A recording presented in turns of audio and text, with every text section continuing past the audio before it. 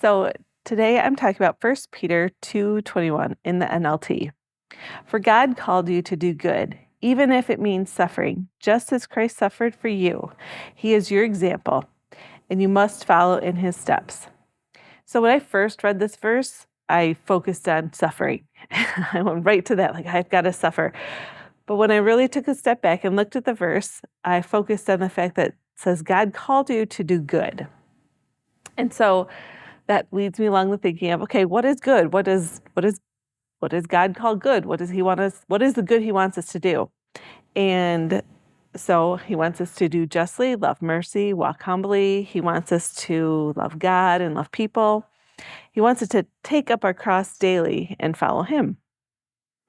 So those are the good things that we are supposed to do. So living those things out, and then going back to the verse. Okay, so God called us to do those good things, even if it means suffering, just as Christ suffered for you. So I was thinking about, okay, how has Christ suffered?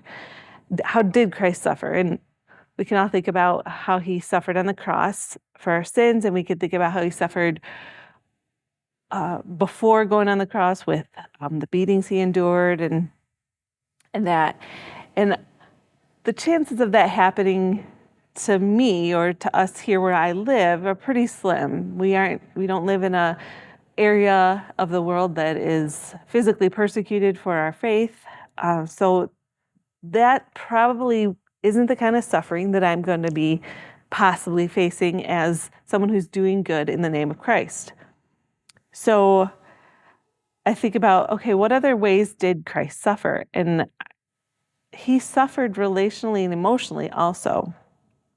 He was betrayed and denied by his best friends. He was frustrated in his ministry. He was hurt because he loved those who were against them and against him and who would never follow him.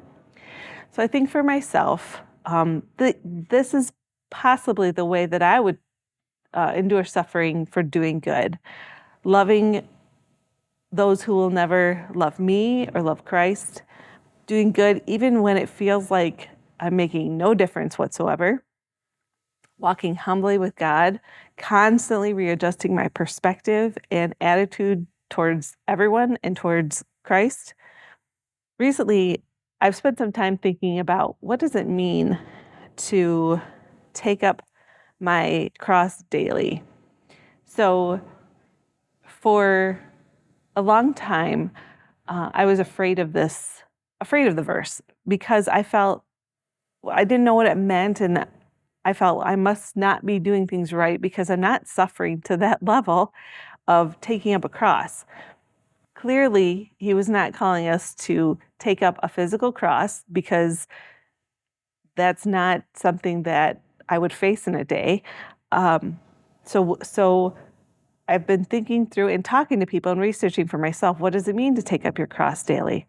And what I believe it means is to follow what Christ asks us to do in our jobs, in our relationships, with our family, doing the good that Christ has called us to do wherever we are, loving God and loving his people, even when, and especially when, it gets hard. So for me and for us, I think that means entering into the pain and helping carry the burdens of those around me, listening, loving, and caring when it hurts, loving people even when you know they're going to make fun of you behind your back, or they're not being honest with you or authentic with you, and when they don't like you, being patient and gracious even when others are rolling your eyes that you are being patient and gracious with others, and not being easily offended. And I think this is kind of a big one in our culture today, because everyone on all sides seems to be very easily offended. So not being offended by things that we would want to be offended by and that are hurtful to us, but loving and being gracious and kind to those who are potentially offending us.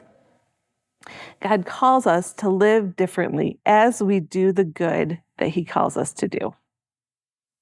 Thank you.